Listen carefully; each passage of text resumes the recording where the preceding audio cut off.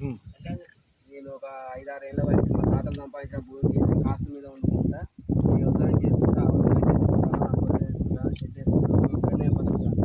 ఇప్పుడు గత 2 ఏళ్ళుగా పంక శ్రీనివాస్ అనే వ్యక్తి వీరుడు ఇదే టైంలో ఇదే వానాకాలం టైంలో గోకుల్నగర్ నుంచి ఒక 20 మందిని తీసుకొచ్చి మా మీద దౌర్జన్యం చేసి మా రెక్కలు కాళ్ళు తెచ్చి మా మీద ప్రాణభయం పెట్టించి ఆ వెంటేసినా కూడా ఎస్ఐసారి కంప్లైంట్ ఇచ్చేసి సార్ వచ్చి నేను చూసి మాట్లాడినాక నేను మాట్లాడతా అన్నాడు. మమ్మల్ని ఇద్దరం పెట్టుకోమన్నాడు. మీ కాస్త వరకు మీరు పెట్టుకోండి తర్వాత ఏదైనా ఉంటే చూసుకోండి అని చెప్తే సరే అన్నాం. నిరుడు మొత్తం అయిపోయినాక కూడా 10 మంది 20 మంది రోజులు తీసుకొచ్చి మమ్మల్ని దౌర్జన్యం చేసిన రెక్కిరా కూర్చున్నాం. అంతా అయిపోయినాక 7 భూమి మీదకి వచ్చినాం.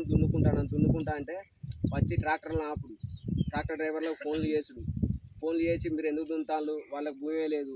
అదే పట్టా ఉన్న వ్యక్తి దుర్గరాజు అనే వ్యక్తి ఇక్కడికి వచ్చి ఆయన ఏం చెప్తానంటే వాళ్ళ భూమి నువ్వెందుకు దౌర్జన్యం చేస్తాను, నీ బిడ్డనిచ్చా మాత్రాన నీ భూమి ఎక్కడిది, నీతోని నేను తిని ఉండంగా నువ్వు మిగిలింది నీకు ఇస్తా అంతే తప్ప వాళ్ళని దౌర్జన్యం చేస్తాను. వచ్చి నిలబడి దున్నిచ్చినా కూడా ఒక 2 ఎకరాలు అమ్ముకున్నాడు మా పక్క పంటి. అమ్ముకున్నాక కూడా ఇప్పుడు వాళ్ళు కనీలు వాతినా మేము కూడా లొల్లిపోయినా కొన్న వ్యక్తికి కూడా చెప్పినాం. పులుగు రాజిరెడ్డి చెప్తే కూడా కోర్టుల కేసు ఉన్నది, భూమి తగాదాల మీద ఉన్నాయి.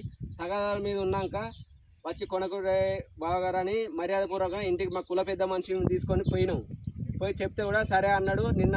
నిన్న పోయినలో మెంబర్ ఆఫీసు పట్టా రిజిస్ట్రేషన్ చేయించుకున్నారు. మేము దున్నుతుంటే మళ్ళీ వచ్చి బంకసీన్ అనే వ్యక్తి ట్రాక్టర్ డ్రైవర్లకు ఫోన్ చేసి బండి ఆపుతాను. అంతా అయిపోయింది. మేము సపరేట్ కూకున్నాం. రాత్రి 10-12 గంటల టైంలో ఏ టైంలో వచ్చిందో తెలియదు. మా గడ్డి కట్టలు ఆవులకు మేత ఒక 500-600 కట్టలు ఇప్పుడు పొద్దున వచ్చేసరికి మొత్తం బూడిదే ఉంది. ఇది జరిగిన కథ. వాని వల్ల మాకు ఎలాంటి ప్రాణభయం అంటే ఇప్పుడు నైట్ ఆవులను వాటి ఒకవేళ మేము ఉంటే మా మీద ఏమైనా దౌర్జన్యం చేసిరా చేయకపోదురా.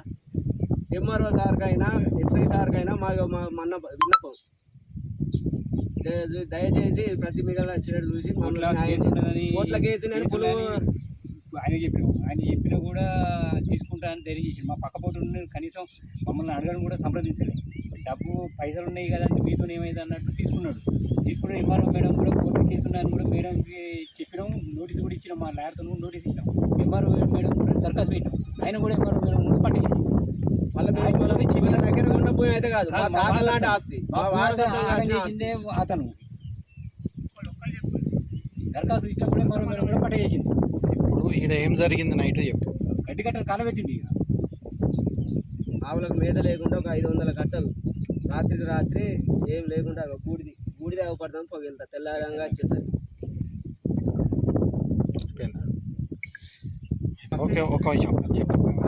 ఇది కాలబెట్టే వ్యక్తి ముమ్మాటికి బంక శ్రీనివాసు, శ్రీలత, దుర్గరాజు ఈ 3 వ్యక్తులు ఖచ్చితంగా మా గడ్డి కట్టాలకు నష్టం చేసింది వాళ్ళే.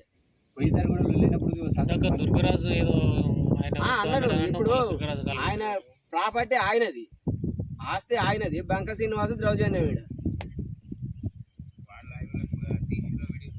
ఉన్నది, అవి కూడా ఉన్నాయి.